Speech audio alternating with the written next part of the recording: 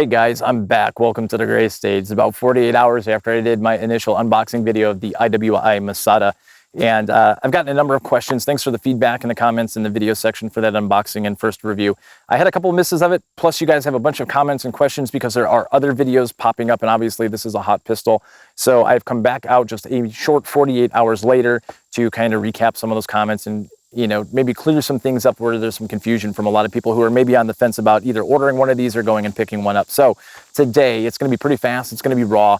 I do want to cover off on 5 key trends or topics of conversation I'm seeing. So it's going to be 5 of them today. First one is the takedown. There seems to be some discrepancy or some confusion around whether or not you actually have to pull the trigger to take the slide off. And big surprise, the truth is in here. It's the owner's manual. We're going to cover off on that.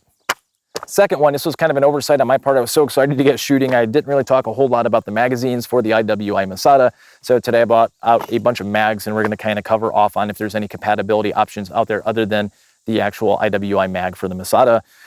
Topic number 3, the trigger. I'm getting questions about reset and take up. I'm going to cover those for you guys today. I also brought up my lineman because I was shooting some B-roll when I got back from the first video. And I was consistently seeing 4.5 pounds or so, even though IWI published 6 pounds, it's gotten even more favorable to the soft side. So I will show you where those are ending up right now just after 200 rounds. Question number 4, the finish on a sub $500 pistol, is it any good? We will cover that. And then finally, question number 5, how's the accuracy? I had some issues with it actually shooting down from the sights. Good news is I kept the RMR on it. I'm gonna throw a target up over here and we are going to throw more practice ammo through this thing and see what exactly we're getting as far as accuracy. So those are the 5 topics of conversation and questions that are burning everybody that I want to cover off on today. And if you guys haven't seen the initial video, I'm going to put a link to that video at the end of this one and then vice versa. So hopefully they kind of go together like peanut butter and jelly. So that's it. Let's start answering questions. Okay. Question number 1. Takedown. Yes. To get the slide off and disassemble the pistol, you absolutely have to pull the trigger. I think on IWI's website, they might have stated that you do not need to pull the trigger out of the P320. And no, you do, just like a Glock, but you also need to do the takedown lever. And it's actually all on page 17 in the manual. I'll show it to you right here. Right here, step number 3 says pull the trigger, and there's also a takedown lever. So you do have to do both. If you haven't seen the initial if you haven't seen the initial unboxing video, I'm going to do it for you here very quickly. First thing to note, this weapon is free. There's no magazine in here, but hang on for just a second. Okay, it's an important little foreshadowing I just did there. And there is no round in the chamber. Okay, so to disassemble this pistol, I've already kind of started. What you have to do is you have to put the slide back, use the slide lock. You're going to take the takedown lever and you're going to rotate it 90 degrees to the down position. Okay, there you go. Next, you're going to slide it home. You're going to verify that there's no round in that chamber. You're going to pull the trigger, okay? And then the slide comes off. It's that simple. It really is like if you mixed a P320 and a Glock together. It's a 2-step process, still very easy. Okay, guys, putting it back together, super easy. Obviously, you're going to take the slide, you're going to put the slide release. You do not need to pull the trigger to put the thing back together, okay? Shouldn't have to say that. However, slide goes home and you're good to go. Okay guys, so I want to show you something that's kind of unique that I kind of stumbled upon on accident. I'm so used on a 320 to not be able to move the takedown lever with a magazine in the grip. It's kind of like a, hey, no brainer, dummy, what are you doing? Not so with this pistol. So you'll want to double make sure that you do not have a magazine. Physically check when you actually go do that, okay? And I'm going to prove my point here. So actually, before I even do that, I'm going to heed my own warning. I'm going to make sure, guys, this is an empty mag, okay? Empty mag in the firearm. Okay, slide lock back, watch this. Takedown release goes down 90 degrees, forward. Pull the trigger with the mag in it, okay? I wanna make sure you guys are clear here. Comes off, mag is still in the weapon. So make sure that you do not have a mag. Do not feel like this is a SIG 320 where it will not let you move the takedown lever with a magazine in the pistol. Not the case on the IWI. Make sure you're not a bonehead. Make sure you don't shoot yourself in the hand or worse. Okay? That's all I'm going to say about that. Question number 2, a biggie. I totally blew this one off and it was my bad. Sorry. Was some of the questions about compatibility for the mags. So Big deal for a lot of people, especially myself. There's not a whole lot of IWI Masada mags out there when you go to wherever you go to the magazine store. And yeah, so does anything else work in it? The short answer is no. I was optimistic that something would, especially when you sit here and you look, here's an IWI mag, this is the Masada mag, and you take a look at a mag from an X-Carry.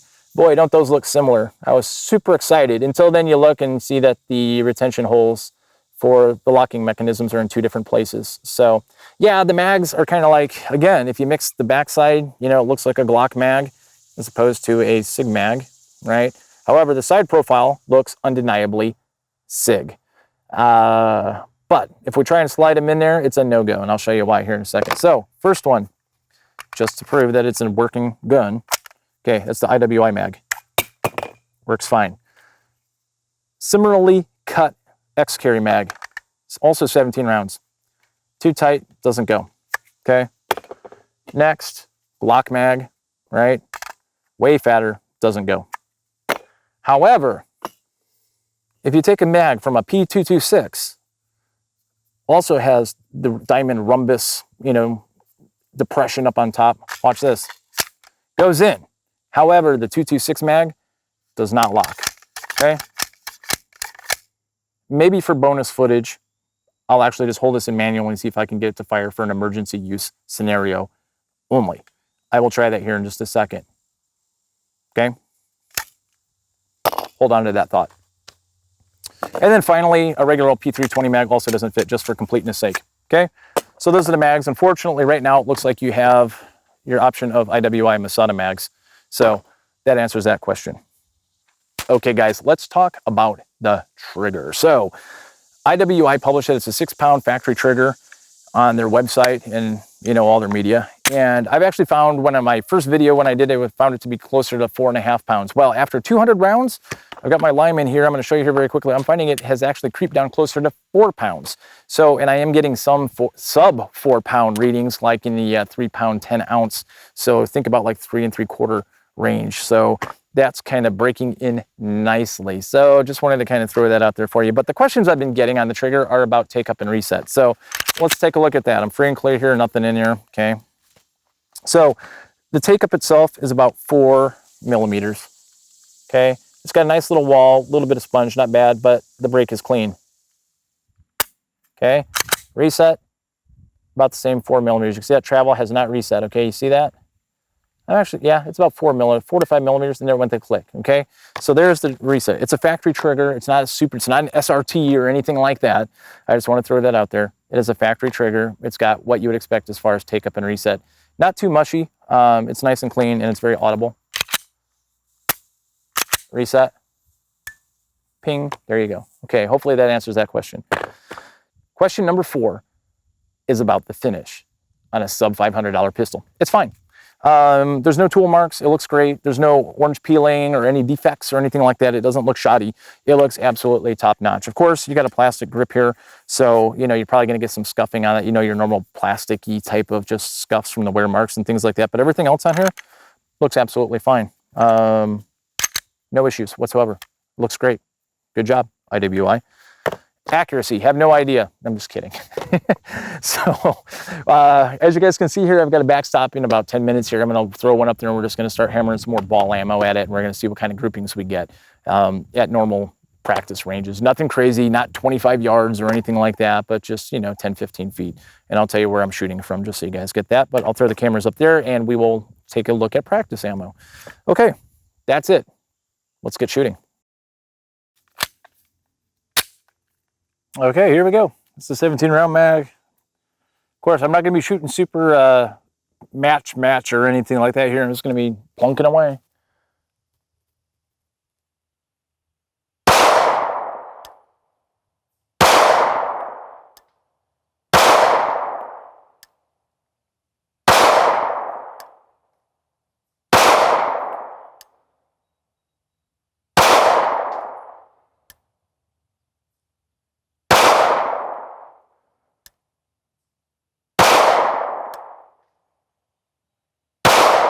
Yeah, that was me.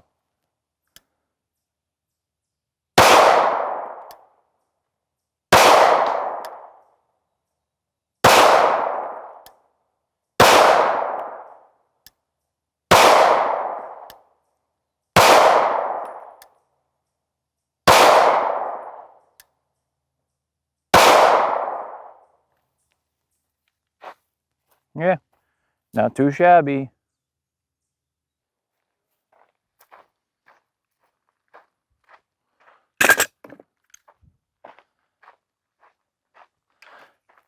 Ugh. Okay, guys, here we go. This is going to be emergency contingency plan. I'm going to have a SIG 226 mag here with the IWI Masada. Now, this mag will not stay in there. However, I want to see if I can't keep my palm and just do a modified grip and see if I can't get this thing to run. Okay, this is with the SIG 226. Chambered. All right, here we go. No go. There you go. There's your answer. So you cannot run a 226 mag. Will not. The lips don't match up. So you got a no-go there, mi amigos. Back to the drawing board. All right, guys, let's wrap this up really quick. My other camera died. I'm down to my iPhone, so the audio is not going to be so hot on this. I apologize for the ending on it there, but today, 48 hours in on the IWI Masada and no issues at all. I put another 400 rounds down to get acquainted with this thing today, and it continues to do an absolutely fantastic job. Really, the key point of the video today was to cover off on those 5 comments / questions and things that I keep getting some comments on, and I saw some trends on it. I also got some DMs on Instagram, which, by the way, follow me at Gray State Medic, and you'll see some stuff there too. So again, you know, the 5 were really the takedown. Yeah, you absolutely need to pull the trigger on it. It's in the manual. The trigger itself is breaking right around 4 pounds right now. The reset is right around 4 millimeters, and the take up is right around 4 millimeters. No changes there. The finish, absolutely fine.